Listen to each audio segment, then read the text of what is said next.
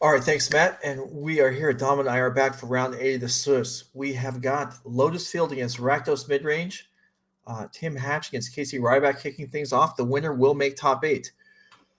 Dominic, Yeah, do you ever feel stressed this kind of scenario?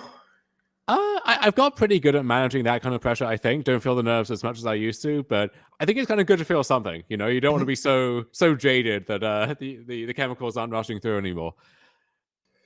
Yeah, all right. So we are underway. You heard Matt read off the tables that drew. Matt was being very nice about that. I will go a little further and say that the table 3 draw, one of those players will not make top 8. So certainly some adventurous choices made. But we are underway here. Lotus against Rakdos. So Lotus, a deck I'm very familiar with. Game 1 against Rakdos, you are favored. Casey is looking for discard spells and Shieldred. And a clock. Really, that's what he needs. It's a classic battle of good versus evil. Which one is good, which is evil, that is up for debate. But two philosophically very opposite decks. Yes, absolutely. Lotus Field just trying to make land drops and preserve cards in hand. Fable for Casey. I mean, that's nice. This isn't the matchup for it, really.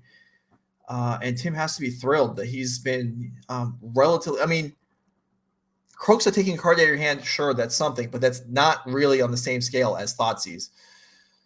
It sure isn't. Yeah, and in this matchup, one of the easiest ways to seal a win is if Lotus Field has a hand that's relying on a Sylvan Scrying to find the Lotus, you get to Thoughtseize that and move on. But Tim just kind of naturally has the tools we need to set up here. Got the Lotus Field, got the Thespian stage. Question now is, does he have the right payoff and the right ways to use all that mana? Mm-hmm. Yeah, and here we have... looks like Tim was... Oh, he's looking for the mana. Oh, we're just copying here. He's just looking for a slip of paper from the judge maybe to indicate. All right, so yeah, stage copies Lotus, main phase, pass the turn, and Casey. Thoughtseize or Shielder, that's what we want.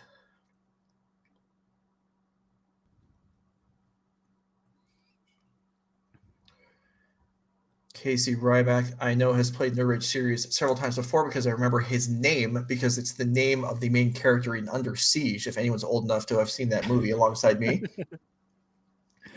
I am not. I am pleased to say. Okay, so treasure made from the token attack, and all right. Okay, another Thoughtseize. Show us what you have, Tim Hatch.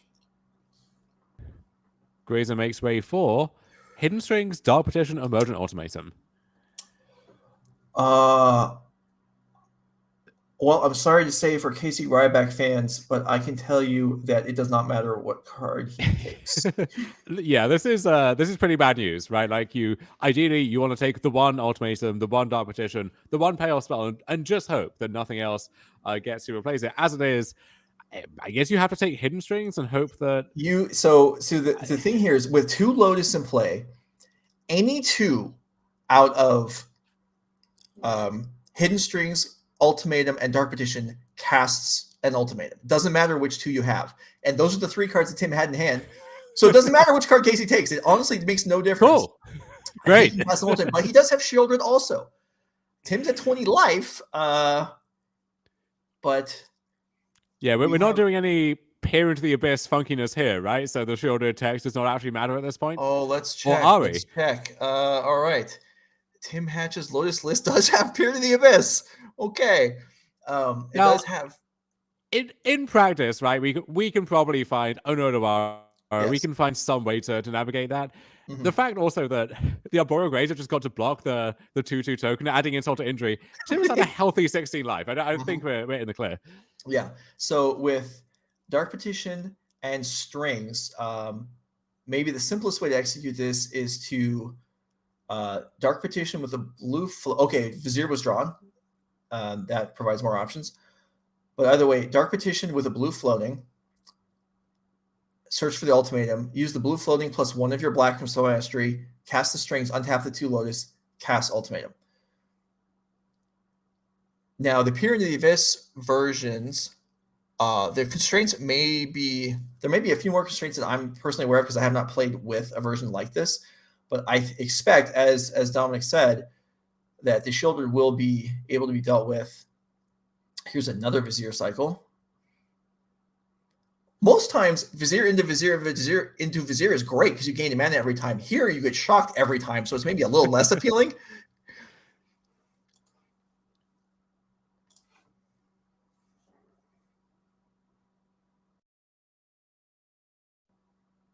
So we have a bunch of mana, and now we have 6 blue.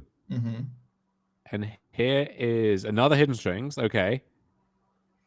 So we have all the mana we could really hope for. Right.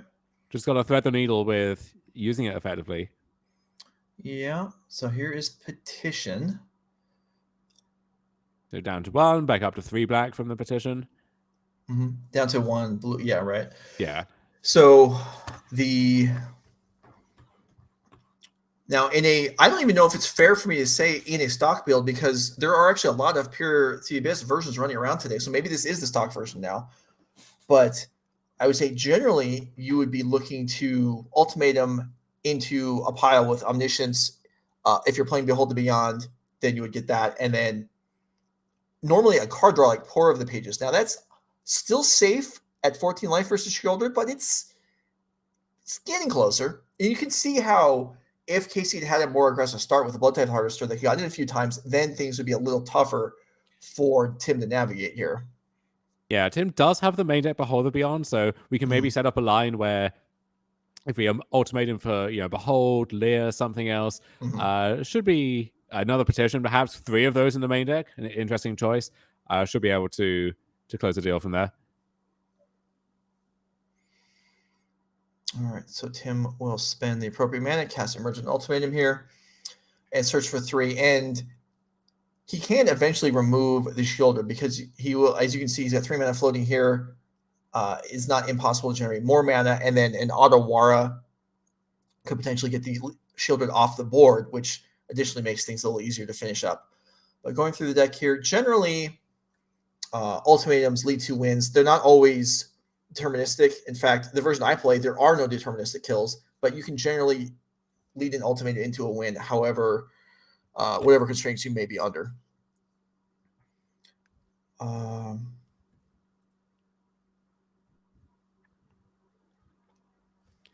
Now, is this going to be fully deterministic, or is it one of those ultimatum piles where, you get an Omniscience and a Pore, and the Pore has to turn up something in order to keep the chain going? Well, I mean, that we'll see what Tim lines up with here. There's no Pore in the pile. Yeah, so this is going to be just clean. I believe the choices were Omniscience and Dark Petition and Behold the Beyond. So no matter what Casey does here, he's stuck. We can go through this real quick if there's time. Omniscience and Dark Petition. Okay, I give you Omniscience, you Dark Petition for Behold the Beyond, and tutor for 3 cards, win the game. If you give Omniscience and Behold the Beyond, it's even worse. So what then you would have to do is give Dark Petition and Behold the Beyond. This is effectively discard your hand, Dark Ritual, tutor for 4 cards, and you can get a couple Hidden Strings if you need them, get the Omniscience back, recast Omniscience, and then with the 4th tutor card, you get Bala Ged Recovery, recur Behold the Beyond, and do the whole thing over again, which is actually what we're going to see here. This is basically done and done. I honestly don't know how Peer to the Abyss affects the outcome here. I don't think it does in any realistic way, but we'll see.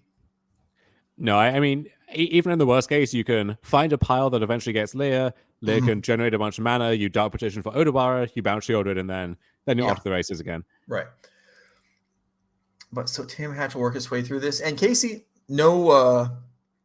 is perfectly within his rights to wait and make Tim Patch play this out. I will say, since we're waiting here for Tim to tutor out, and this is going to take a minute, I played Lotus Field at the Pro Tour. I was legitimately shocked how many people just conceded to Ultimatum. On day 1, I did not have to play out any games. I was so surprised. I get it can be demoralizing from the other side, but hey, at that level of competition, just you can take the 30 seconds. Just make them show you. Yeah. That's certainly the approach I would have taken if I played the mirror. I wasn't going to concede early. No, make them do it. So we see here, Behold the Beyond you want to resolve Behold the Beyond first because they discard your hand clause.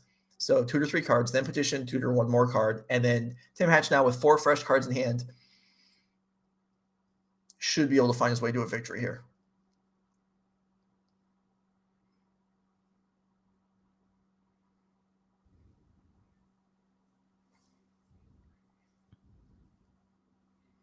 There are baseline ways here you could conceivably missequence and screw up, but Tim Hatch at 6-1 here presumably is capable with the deck and knows what he's doing. I don't expect any outcome other than a win here for the Lotus deck.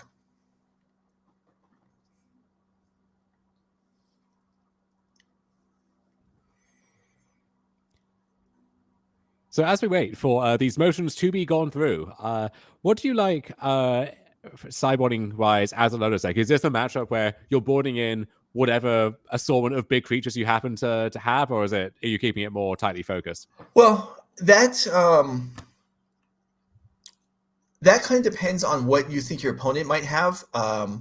Casey Ryback does have a copy of Necromentia, I believe. Not everyone's going to have that. So I do think you want to have at least one alternate win condition boarded in case you get, if you're on one win condition, you get stripped out of the deck and you can't win, well, that's an ugly place to be in. So generally, I think you want to slow yourself down a little bit because Rakdos Midrange is not going to run you over too quickly.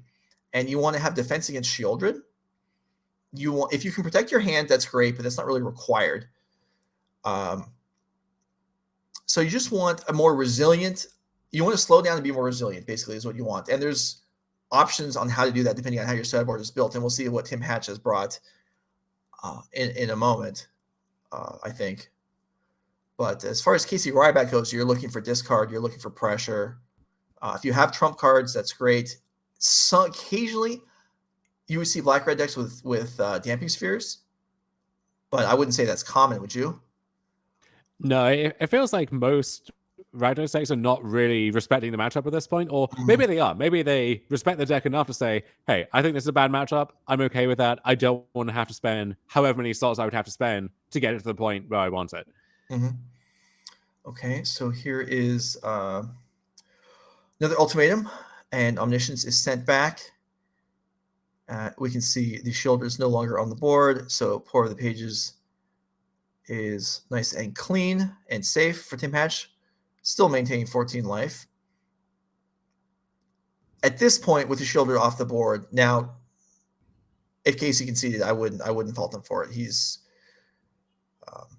most certainly going to lose. And now we've reached the point where if Tim Hatch somehow fails, he's not going to lose the game anyway, because there's nothing close to a win on the board for Casey Ryback. Yeah, I would have been out of here a long time ago. You know, we'd be turns into game 2 by now. Yeah, that's fair also. And actually, a point brought up in the chat that the players said they wouldn't concede until you see the win condition. And that's completely legitimate. And maybe actually what Casey's waiting for, to see either a Masterminds acquisition approach or a Peer the Abyss before giving up. Yeah, but maybe this is the argument, especially once you have the Necromentia in your deck post-sideboard, like knowing what the thing is that maybe you can hit and sweep their legs out from underneath them. That might be worth sitting here in agony for the next 2 minutes. Right. And honestly, this is all time that, I mean, Tim Hatch is going through motions here. Casey Ryback could very, very well just be sitting here in his mind going through all his sideboard, figuring out what he wants to do. This is just free time for him. I mean, you say we're sitting here in agony because that's what probably a lot of the viewers are doing right now. But for Casey, this is just thinking, okay, what do I want to do next round? You can even close your eyes. You don't have to watch this. I mean, you probably shouldn't, but just kind of relax and think to yourself, what do I want to do in the next 2 games? Because this one is lost already.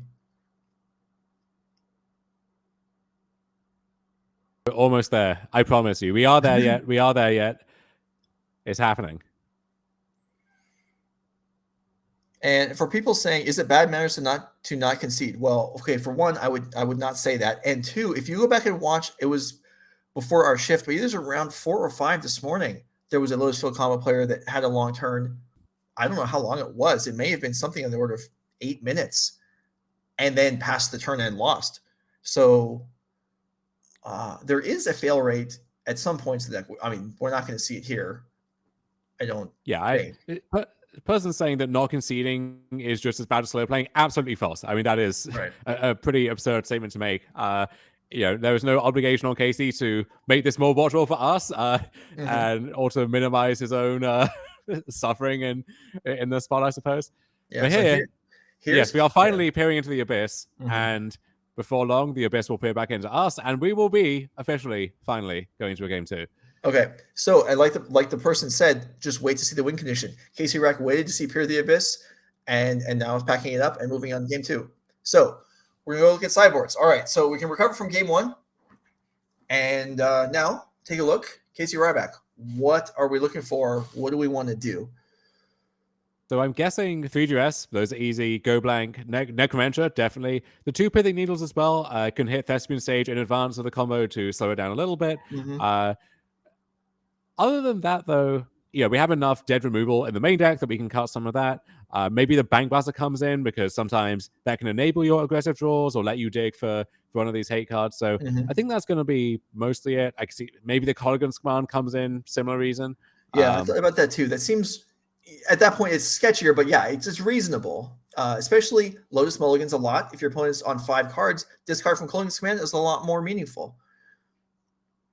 But yeah, I agree with all of what Dom just said. All those, anything that impacts the hand seems possible. Now let's go ahead and look at Tim Hatch's deck and see what he has cooked up here as far as sideboard goes. You talked about alternative creatures. Well, there's a few. I think this is probably the first deck ever to have Zakama and Sphinx of the Final Word in the same deck. I would wager. I mean, it's almost the first deck to have Zakama, period, isn't it? Like, when else was this card played? Let me tell you, people try to put that thing in Amulet Titan. No, that card just has a hold over some people. But okay, sure. I was shocked when I saw it show up in Lotus for the first time, but it seems like it's actually become like a stock staple at this point. It is. It's in a lot of versions.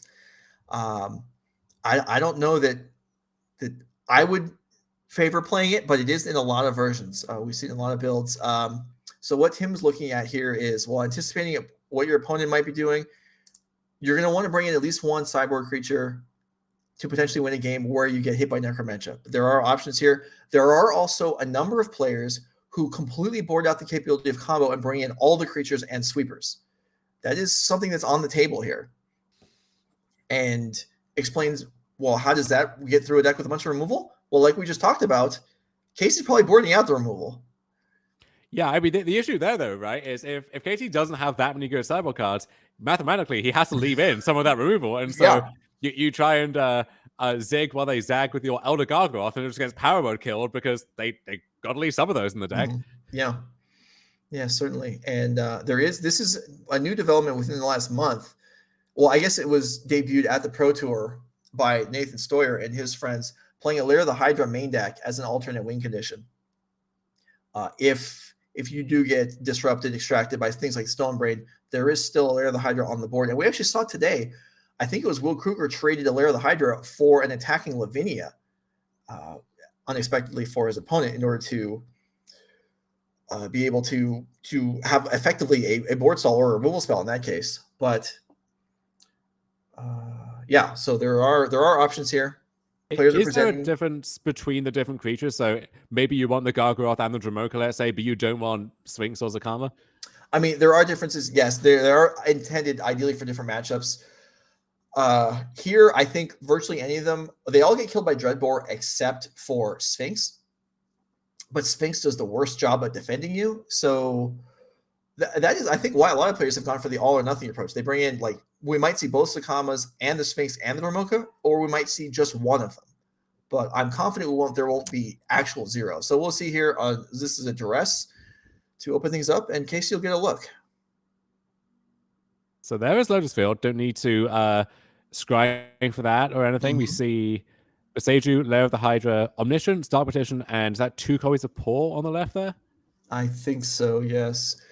So, and there are no additional lands outside of the Lotus. This is a hand that needs some help, but then again, Tim knows he's going to get turns. And the biggest thing is you're not relying on Sylvan Scrying against this card deck, which can be frightening. Pore is a selection. I have no objection to that. And all right, Tim will take his first turn. And so Casey knows now he's going to have several turns to develop here. Yeah, we'll see if he can apply pressure to go with the disruption, because Thoughtseize is fine, but if you give the Lotus Deck enough time, it will draw out of whatever bind that puts him in. Yeah. If Casey has a Graveyard Trespasser in hand, there would maybe more interest in taking the Omniscience there, because if you can remove it from the game entirely, some less experienced Lotus players have trouble, because the Omniscience is not required, but it does make things a lot easier. So we'll see. That's a fresh land draw on Botanical Sanctum. I assume this late in the tournament, playing for top 8, you're going to give your opponent enough credit there. And also, if there is some random creature like an Elder Gargoyle, you don't want to take the Omniscience, find yourself getting Ultimatum. Yeah. No, you do not. All right. So Harvester, and a big step here for Casey. Discard spell into Bloodtithe Harvester. A clock has been established. That's good. Certainly improves his prospects here.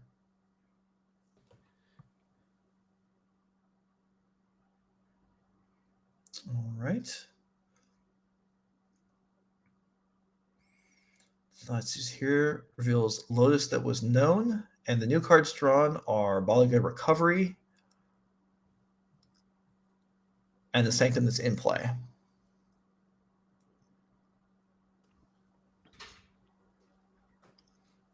Do we think we're going to see Tim just use Bala Ged Recovery to pick up a Pore? That is certainly possible. He doesn't have another land yet. So I actually don't know that's a choice I would make. He also doesn't have to make the choice right now. The choice right now is just play Lotus. That makes sense to me. And then gives him another turn. What if he didn't draw a land this turn, you can see if he draws one next turn. And then you can decide whether you commit the recovery. Casey with only 2 land here. But discard spells and Bloodtithe Harvesters is enough. Is this another discard spell? It is. Yeah, this is the recipe. This is what you need. Hidden Strings has joined the hand.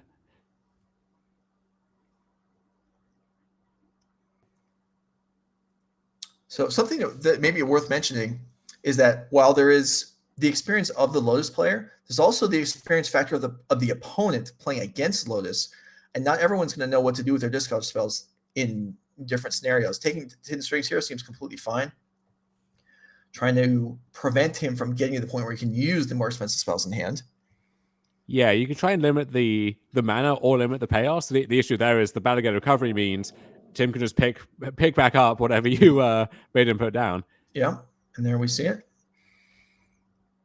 Pore the pages return to hand. There's the Boseiju. So we don't know that Tim has another land in hand at the moment to cast the Pore.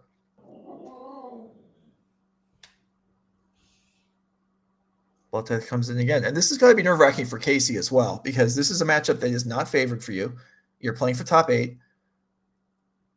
And you're asking to win. Okay, there's a third land. That's nice. We'll see what he's got here to use with that. Bloodcrypt shocks in. The 2 damage loss is not relevant. There's Bone Crushers. So a nice clock going on. But this game, we had 3 discard spells and a Bloodtithe Harvester, right? We had the clock, we had the disruption. If that's not enough, then hard to say what is. It may not be. We'll see. 7 damage on the board, so Tim still has another turn. Now, what's going to get problematic is if Casey follows up with another land drop and then a Shieldred, and Tim's at effectively in his next main phase at 2. That might be tough. But from here, assuming he drew a land, a Vizier, a Strings, he can Pore now, and Pore just does a really good job of cleaning up awkward hands.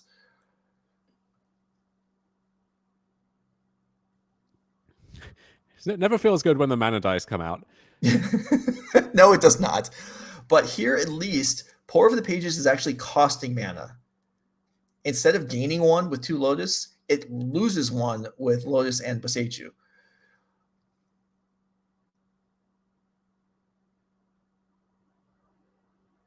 Yeah, without the second copy of Lotus, whether Mhm. naturally or via Thespian stage, it can be hard to actually generate enough mana to get things going.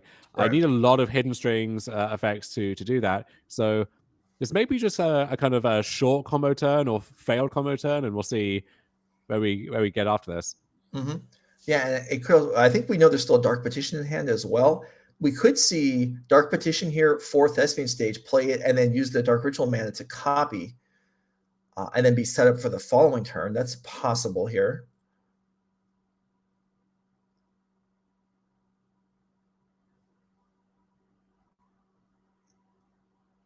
Okay, this accomplishes the same thing and keeps Dark Petition in hand. Sylvan Scrying.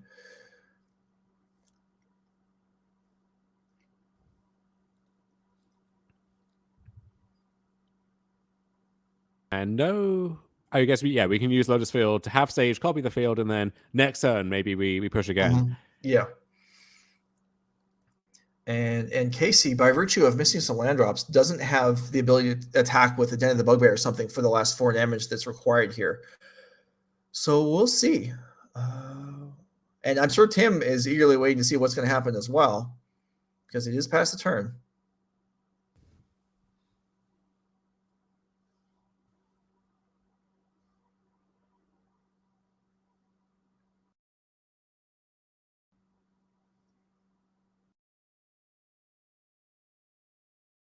All right, now or never. Yeah, if Casey's passing the turn here, that's not going to be good. He does need more. I mean, you said, like, are these 3 discard spells enough? And the answer is it actually 4? probably not. But a 4th one, we'll see. Something's a single black mana. Yeah, something's brewing here for Casey Ryback.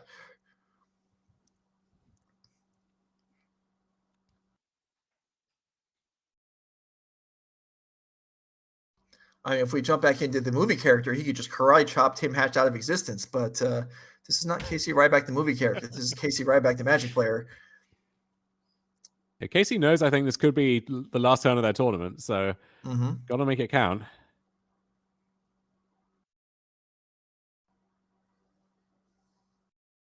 What's it gonna be?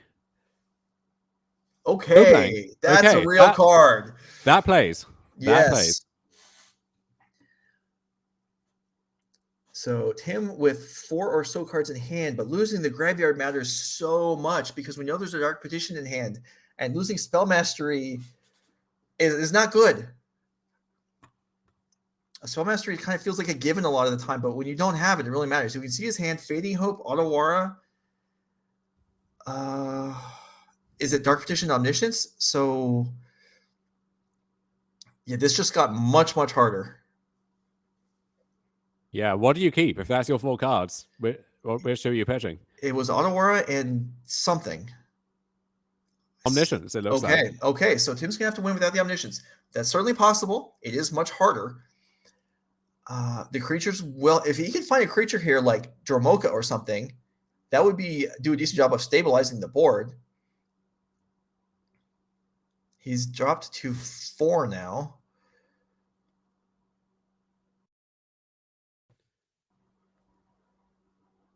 And he has Fading Hope in hand, I believe was one of the cards.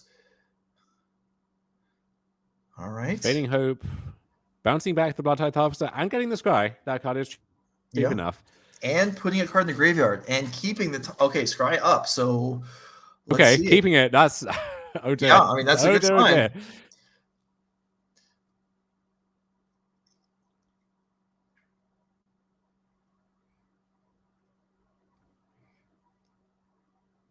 Impulse. Okay, that turns Spell Mastery back on. However, with 5 mana available, Dark Petition doesn't actually lead to anything. There's nothing to cast with just black mana. And this now is agonizing for Casey Ryback, because as opposed to last game where he had to sit and wait knowing he was dead, this game he really doesn't know. There's hope. And when there's hope, that means when things don't work out, it's worse.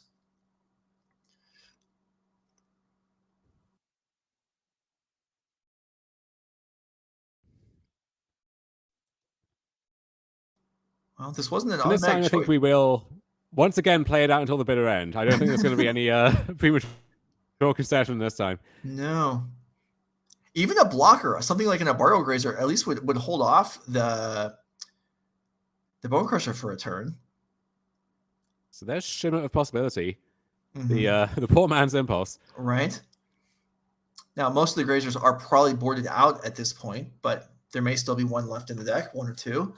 There could also be Hope Tender, Voyage Satyr type stuff, although that's also probably not intended for this matchup, but we don't know how Tim Hatch boarded. Made a selection for quicker than last time.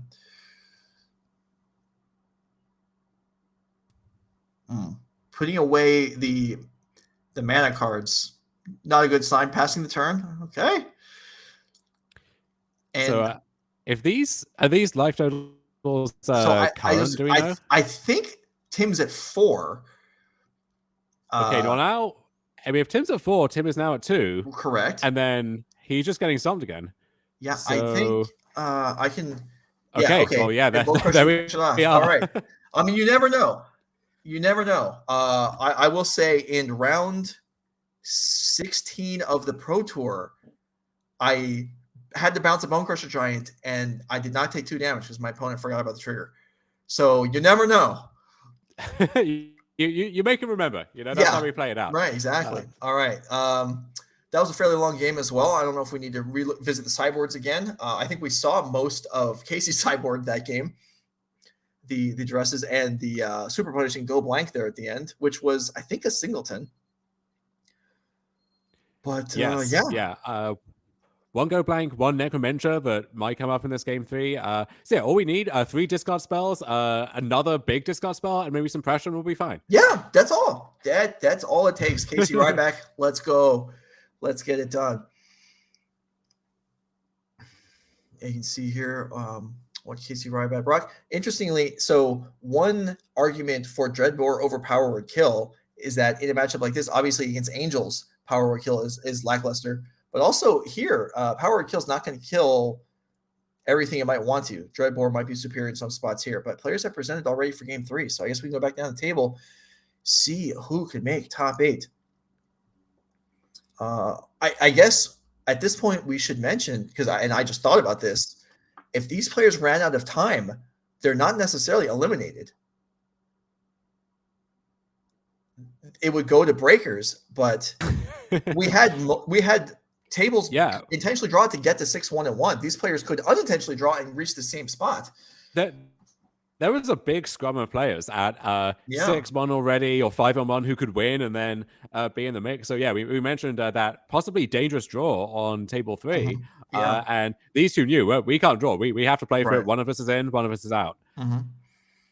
Okay, here we have a duress, and this is this is for Tim Hatch. This is unfortunate. The selection is going to be Sylvan Scrying, and it's going to be up to the impulse to find a Lotus.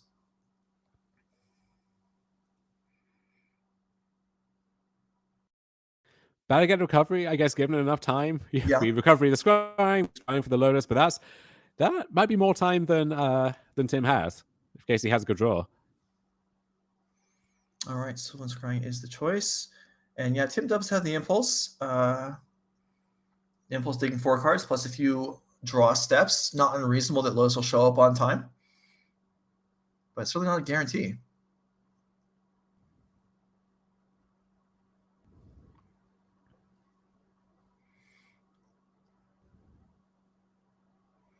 Is it Blood Tithe? Okay. This is the start Casey wants. It's tough, though. You know the matchup's tough when you have your ideal start, and that just means you have a chance.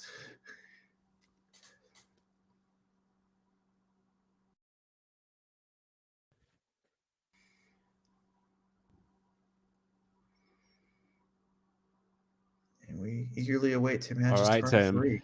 Yeah. This is a big turn, potentially. Yes, I agree. Did Impulse find a Lotus? Did Impulse find a Sylvan Scrying? Well, I think if we did, we'd seen it immediately.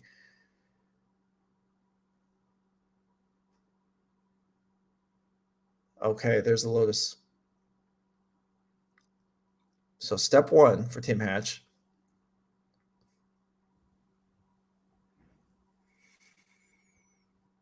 And this is the Yeah, this is the first attack. Okay.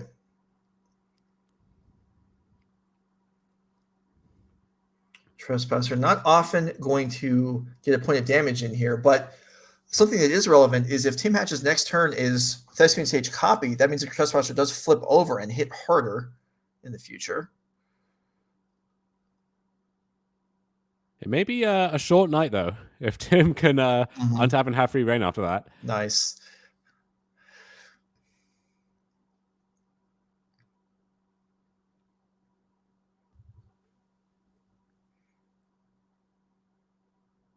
Okay, here's Vizier. How often do you find yourself cycling Vizier just in advance of the combo turn, trying to set up, see what else you have to work with, versus saving that jump in mana for the turn you're going off? It happens quite a bit, actually.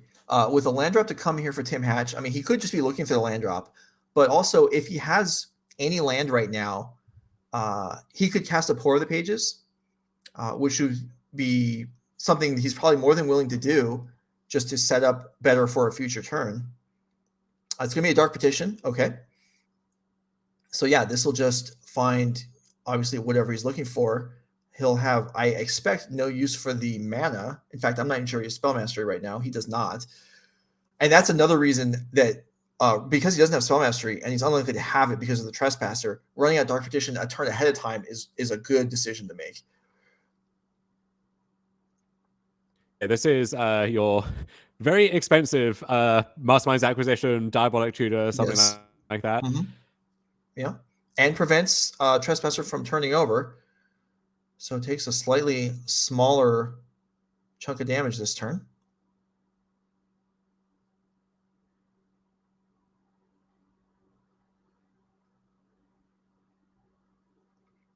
Casey exiles the Dark Petition from the graveyard.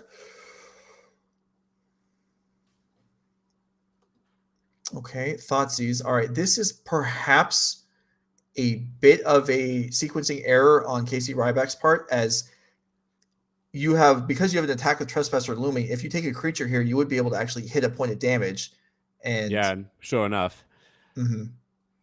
So Depopulate came in, interestingly, and so we're following up with a duress, taking that Depopulate. Wow. So looking at the hand, we know Tim Hatch Dark Petitioned last turn. The Depopulate is certainly a possible choice there, as far as, in fact, maybe even the likely choice. Maybe he got Lier, but that seems somewhat unlikely with Trespasser in play. So yeah, his petition has been undone, and Casey Ryback once again with a clock and 3 discard spells. And lots of good draws here from Tim, but it has to be here pretty soon. Yeah. Yeah, a stage or access to a stage via Sylvan Scrying would be okay. I believe he just had a tap land, right? So Pore of the Pages would not be cast this turn, but could set up for the future. If he draws an untapped land, potentially you could just cast the. No, I'm sorry, you lost the Lier as well. Okay, it's getting rough. Could cast another setup Dark Petition, I suppose. Yeah. And that's going to be so the draw was Botanical Sanctum. I don't think that was there last turn.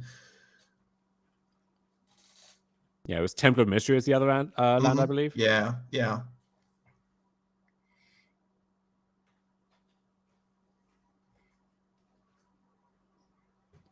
So what do we get? Well, we need a lot. I believe our hand is Behold the Beyond and I'm sorry, I don't remember. Something else expensive. Potentially Pore, although that's asking a lot from Pore of the Pages, but maybe he gets another sweeper? Yeah, if the second Depopulate is there, that might actually be the call. Yeah. Casey will draw a card because Bloodtithe Harvester is multicolored. That may be the name of the game. Oh, if there's only 2 cards in hand, I guess it's Behold and the Temple that we said we already knew about. So, yeah, this is looking rough.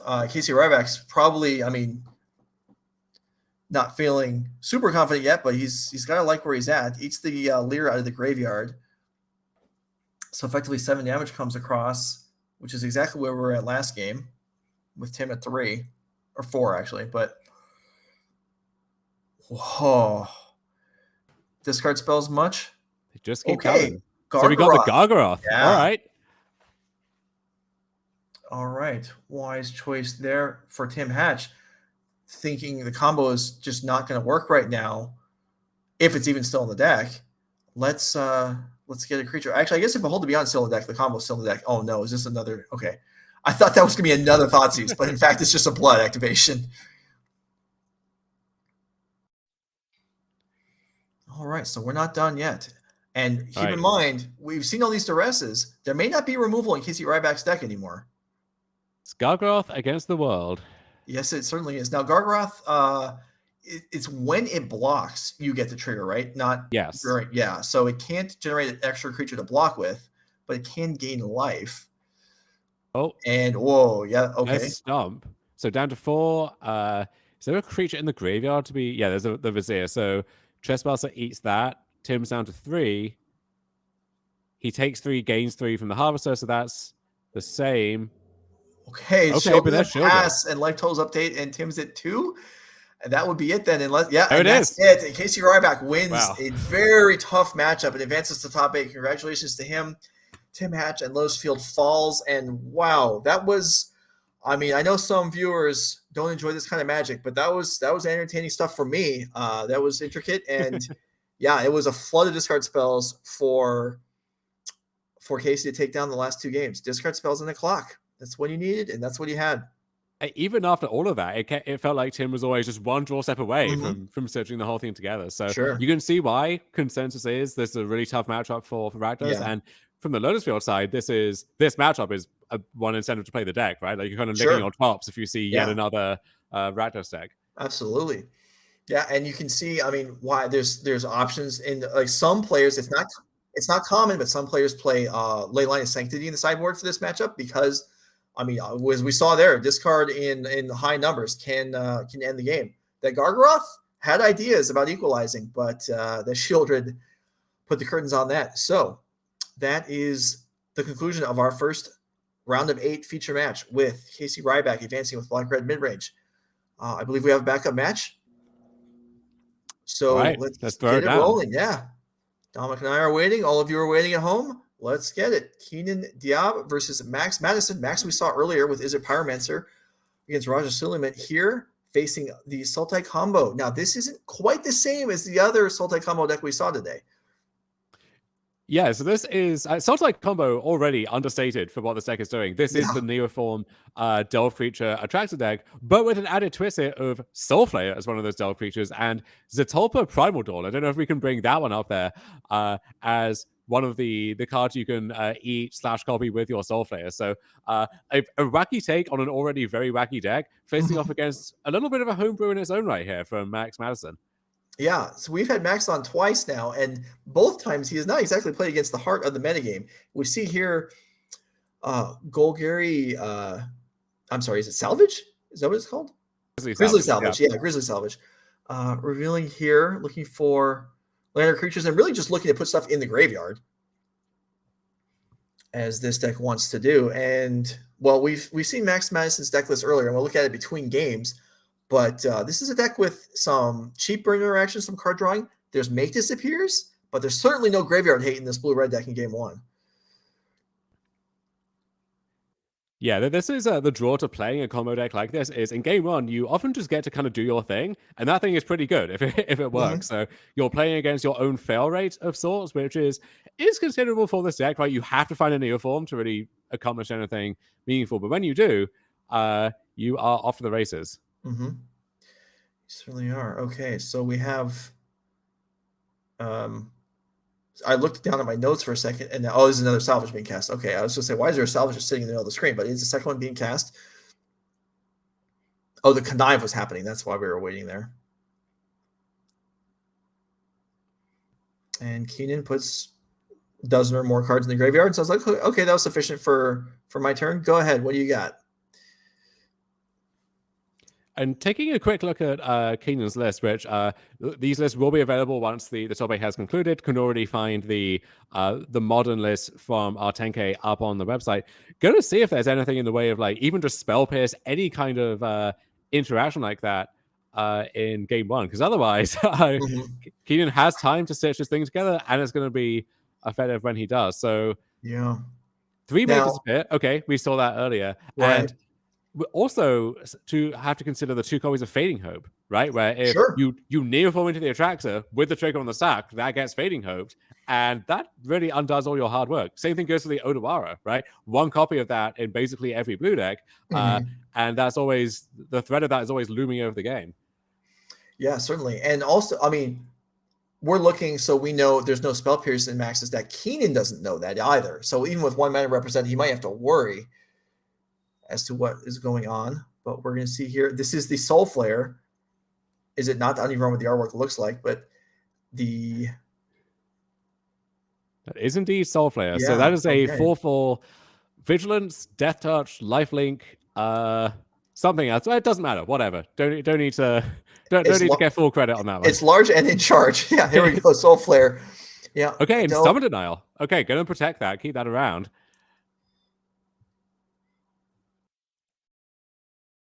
Yeah, well, that'll work. Okay, and the connive here for Max, but small consolation for not getting rid of the Soul Flare. And this is a capability that the other Neoform deck we saw today did not have. Yeah, this is your backup plan of sorts, where Hooting Mandrill's not likely to get the job done by itself. Soul Flare can be, especially if it's enhanced by Atraxa or even Zatalpa as well.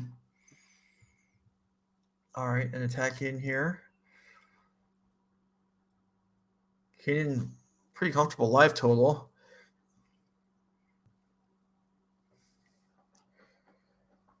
Trying to puzzle out what Max's intentions are, and he's just going to take it.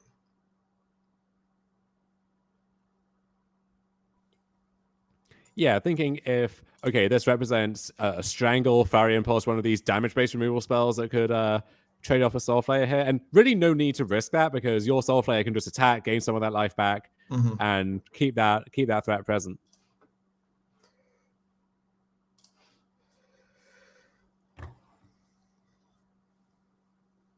So I guess so Strangle. Oh, so there was a block. There must have. Okay. Are we just strangling to make tokens? Maybe we might be get that connive as well. Yeah. Yeah, I think that is what's happening, because there was no block, nothing died. So okay, good on Max realizing this strangle is not going to do anything. I'll just convert it into a couple tokens and hope. Yeah, I think the hope is that you build a wide enough board that has to block at some point, and then maybe the second strangle or something can finish it off. Sure. Or maybe a bounce spell or land can be located. Otherworldly Gaze flashed back, I think, on the upkeep for Keenan. Kind of an odd card that sees way more play than I would have ever expected reading the card originally. Yeah, same. And I would argue way more play than it should. I think it is more of a narrow combo enabler, but when it's good, it is very good. And this is one of the decks where it certainly shines.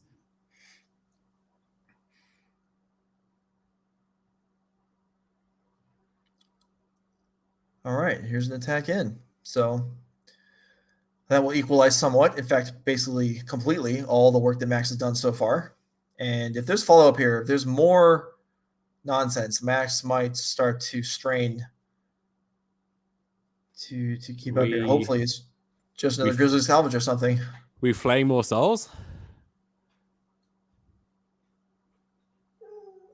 Oh, okay. Oh, wow. Full collective brutality here, all 3 modes. So we're shooting Young Pyromancer, we're getting an instant sorcery out of Max's hand, and we're draining Max for 2 life. Yeah, this is quite a turn here. So Max is going to reveal a hand of just 2 land, or here he discard the Cruise. Maybe that's what happened. Yeah. But worth noting now is that the Ledger Shredder is so big that now it can threaten to just trade with the attracted Soul Flare. So is that actually an Atraxa under the Soul Flare? Is it? I believe it is. Okay. Well, does Atraxa have First Strike and Death Touch? Because then it would. Let me. Atraxa has a lot of abilities, and the 4 of them are Flying, Vigilance, Death Touch, Lifelink. So no First Strike. You can. Strike. Okay, so you can't. Yeah, you're right. Yeah, you can trade in that at combat. It's just going to come at a cost. You are correct. I should know that. I drafted Atraxa at the Pro Tour. That deck did not go very well, but I did have Atraxa in my pool. No, not a very 7-drop friendly format from what I hear. No, maybe I did cast it. I won every game I cast it. Okay, and I lost every other game, which probably goes to show how many sacrifices I had to make in the deck in order to be able to enable that. All right, Max is loading up Dan the Bugbear here, coming in with the team he thinks. And yeah, everything coming in. So both players are going to take a moment and read Den of the Bugbear.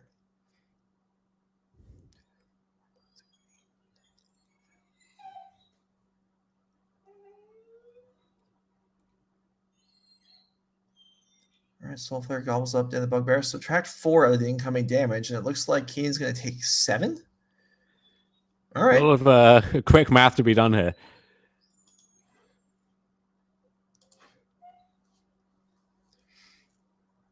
Yeah, when you have a 4/4 Vigilance Lifelinker, you have to make a pretty hefty attack for the attack to even be worth it in the first place. Mm-hmm. Yes.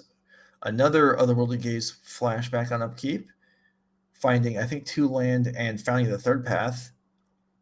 And one of those lands was Otawara, I think. So we can bounce back the Ledger Shredder, reset that, and wow, that would be huge. Have the biggest thing on the board again. Yeah. That would not happen this turn because this is on upkeep. And Soulflare, even though it's representing a legend at this point, it's not legendary itself. So this Otawara would be full price. And yeah, Keenan's going to pass and just dump all the cards.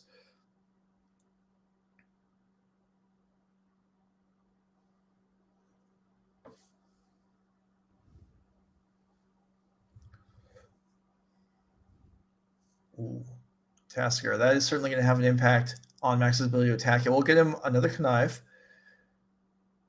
And Keenan's life total being adjusted there. Oh, that's right, because he just attacked up to 13 again. I mean, this is a wild game, but it's kind of fun. Yeah, I'm enjoying it. Yeah. Hopefully you're at home as well. Feel free to follow if you want notifications.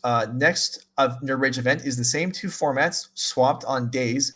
Pioneer is the main event, and Modern on Sunday.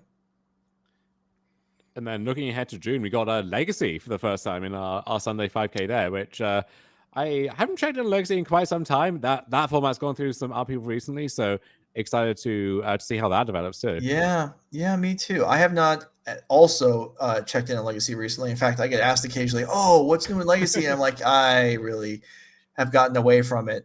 You got a list? You got a sideboard guide for me? No, I don't. I don't even know if I can get the ban list accurate at this point. We're that far gone. Okay, back to this game. Playing for top 8, Max Madison with a very big Ledger Shredder and some very small tokens. Maybe this is going to be another companion game. We'll see what he chooses to do here. Is Giganta going to hand? That's 4 land. Is this an Otawara? How scary is Otawara on Soulflare? When you bounce it, it might come back worse. No, instead it's going to be Sokens on channel.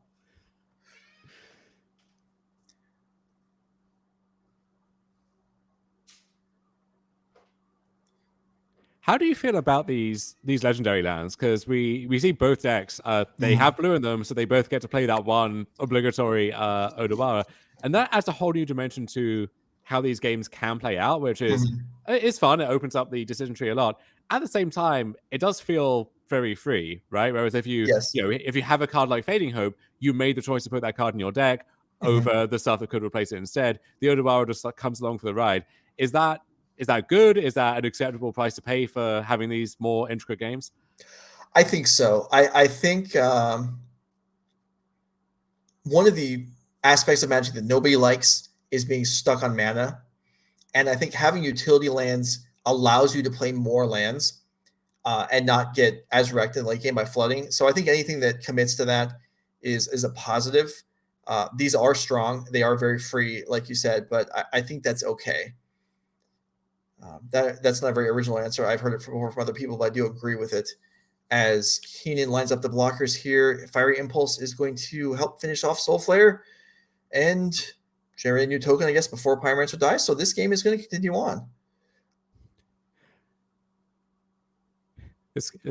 Max's board grows ever more clustered and large, and Keenan can just, okay, I have a creature. I'm going to attack my creature. You'll go. Yeah, show me what you got.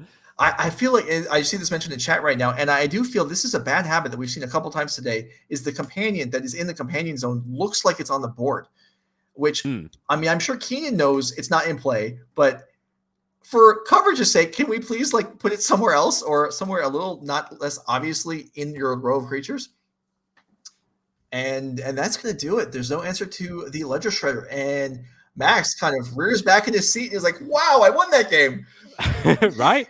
Now, if it wasn't a Soul Flare, but it was a neoformed, like actual Atraxa, maybe a different story. But it's nice to have the Soul Flare backup plan, but just playing a Soul Flare, that's not enough a lot of the time. You gotta back that up with something or use that as a bridge or something else. That was the only thing, and that one thing eventually fell to Shredder and a whole mess of it fought pretty hard. That Soul Flare really tried, but came up a little bit short in the end. All right, let's go ahead and look at the deck lists. Keenan Diab, the Soul Flare Neoform deck, featuring Zetalpa Primal Dawn, which, I wonder how many times Zetalpa has been played when it wasn't in a Soul Flare deck. Is it more than 0? There's got to be some like dinosaur-themed commander decks or whatever out there. And hey, people love dinosaurs. I love dinosaurs. I was doing a disservice to the dinosaur-themed commander decks. You're right. I overlooked that. Have you looked at the art for Zetalpa? It has such a happy little face. It's just having a whale of a time. Looking at, recognizing and memorizing the art of cards is not one of my strong points, as I'm sure you know, but thank you. But it's good that you're here to bring these things to the chat. Anyway, all right. So Keenan Diab's Sultai combo deck. If you're unfamiliar with this, the idea is to play a dredge creature and then either neoform it, or I guess have it go, not a dredge creature, a delve creature, and then neoform it into an Atraxa. I guess as a backup plan, we have Soul Flare. What do we like in the board? We're playing against Blue Pyromancer, a bunch of little creatures. Okay, we have Fatal Push. Seems good. Amusingly, the other time we saw Max play, he was playing against main deck Lissa. This time it's in the sideboard. Nice little transformational sideboard plan going on there. Got to imagine these mystical disputes good in the matchup. Pushes can come in. Not sure about the duresses, honestly. Those were a bit hit or miss, and one thing they miss is the creatures that are kind of the centerpiece of the deck. And then one thing about the Soul Flare angle is it makes it harder to cut cards because you have these Zetalpas in your deck, which you would kind of like to get out of there, I think. But then if you need your Soul Flare to be good enough, often enough, maybe those have to stay in. All right, let's switch over to Max Madison's Blue-Red Pyromancer. 12 2-drops are the only creatures we'll find in this deck, so everything vulnerable to Fatal Push. And then a whole lot of cantrips, some removal, which, I mean, are any of these removal spells live here to one-shot a creature? I think the answer is no. They really aren't. You need them to do at least 4 damage. So, hey, maybe this is the time for Roast, as it once was many moons ago. I guess the Fading Hopes work. They can stay. No, Fading Hope is one of the best cards in the matchup, and this is actually a big difference between this kind of Pyromancer deck and something like Stock Phoenix, which doesn't tend to have bounce spells like that. So looking at the sideboard here, 2 Unlicensed Hearses, automatic, those are coming in. The Negate looks great. Ether Gust, same as well. Notably, Soul Flare is black, though, so can't interact with that in any capacity. And then, I imagine we're getting some of these stinky Strangles and so on out of there. Right. And maybe there's room for like Disdainful Stroke. I mean, even if a Delve card costs 1, we can still Disdainful Stroke it. So that's and it's not going to stop Neoform into Atraxa, but it will stop the so-called enablers. I'm excited to see how this plays out. Hopefully you're having a good time. Let's roll game number 2. Again, this is the time-shifted match. Right now, Nuremberg owner Norman Cohen is probably photographing the top 8, and the players are taking a bit of a breather and then getting ready to play. But the results are unknown to Dominic and I, and we are with you watching this, see how this plays out. Yeah, either one of these decks would be a nice Yes, kind of a new idea to have spicing up the top 8 here. That's a good point. I agree.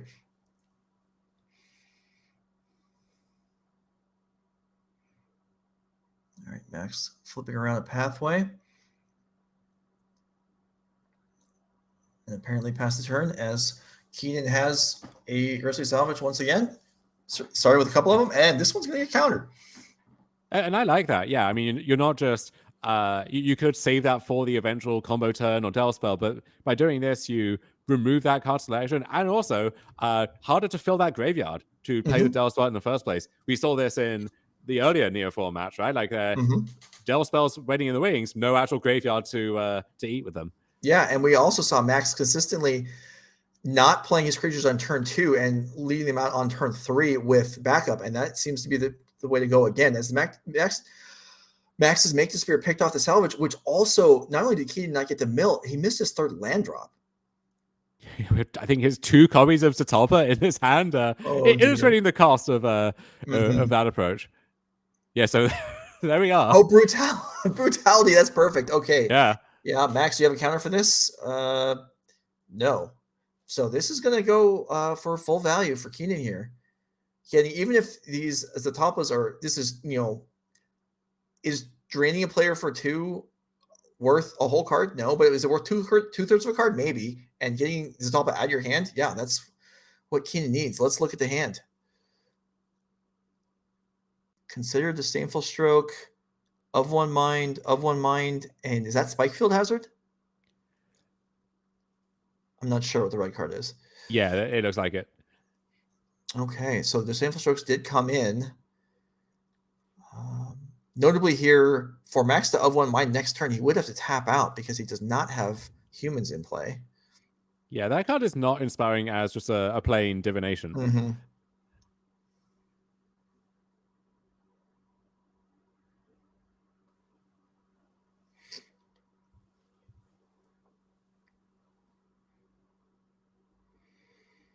All right, so Keenan making his choice here.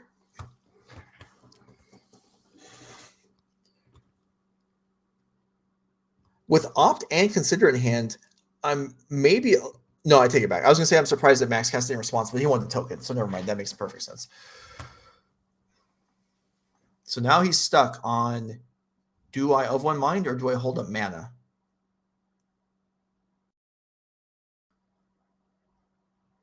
I think maybe the idea is it's kind of hard for Keenan to get anything done if you just hold up the Disdainful Stroke every turn. Yeah. So maybe you're not doing anything, but they can't either. Yes. No, you're right. But okay, Treasure Cruise. Okay, well, it's a cruise. Yeah, I guess Cruise was too I got a Del spell too. Yeah. And at least one Fading Hope was picked up there. Does Max have a 4th land? Yeah, Spikefield Hazard coming in. Does Keenan have anything to do? Oh, that counts. All right, Tasker. And that one Watery Grave representing Stubborn Denial as just full-on negate, perhaps? Yeah, that's true. So, and Max will have to respect that. Creature into...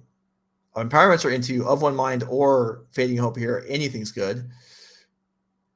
Okay, that's getting disputed. That's going to clear the way now for the Fading Hope.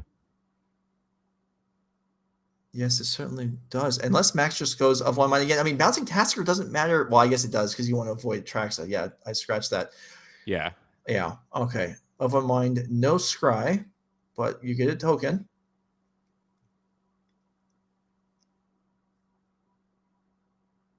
Gigantha Elemental token, best of buddies.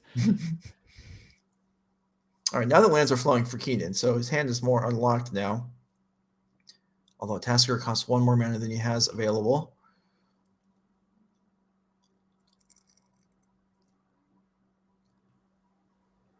Much nicer for these tokens to attack when there's not a 4/4 lifelinker in the way.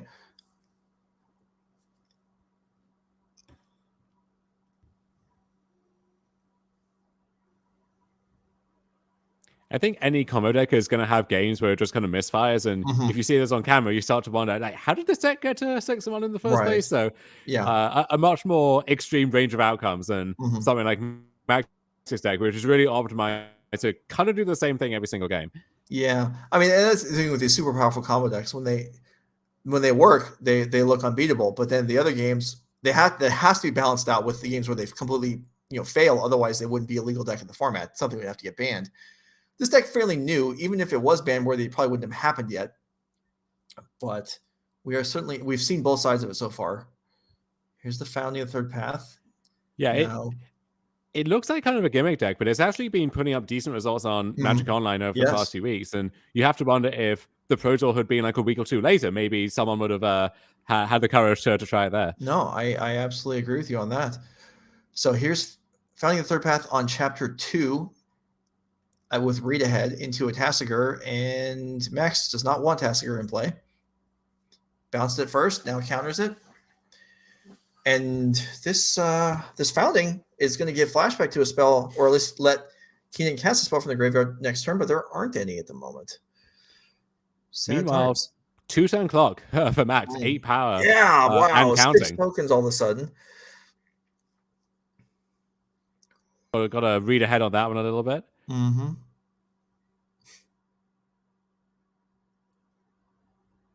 And a land drop, so Hall of Storm Giants is close to activating also.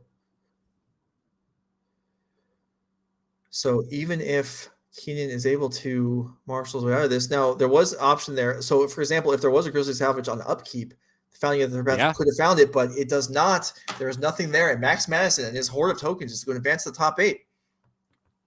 Yeah, commanding performance there by Max. Moving on to 7-1, going to be one of the highest seeds, you have to think, in the top 8 as well. Yeah, sure. And that's really nice, beneficial, I mean, for any deck. But when you have 2 mana counters, going first is a big edge. So Max Madison defeats Keenan Diab and will advance to join Casey Ryback, and then we'll find out who else. We saw 2 feature matches advance 2 players this round. We told you at the beginning of the round there were 3 draws heading into the last round of the Swiss. I anticipate that at least one of the players who drew in will not make it in. But it's not a clean card. It's a messy card. Yes, it is. Right, exactly. And messy, I mean, clean cuts are great when you're the player involved, but when you're watching from afar, messy cuts is what we like. Anyway. Yeah, someone's going to get ninth and feel real bad about themselves in a few minutes from now. But I guess actually that player knows who they are already. If you're seeing this, we have the top 8 getting corralled for the usual logistics and everything. We're going to bring you those top 8 matches before too long, tell you who's there, and get to watch that play out. Going to take a 5 to 7 minute break before that, get all of that in order. But we will be back here before too long with some more magic, so don't go anywhere.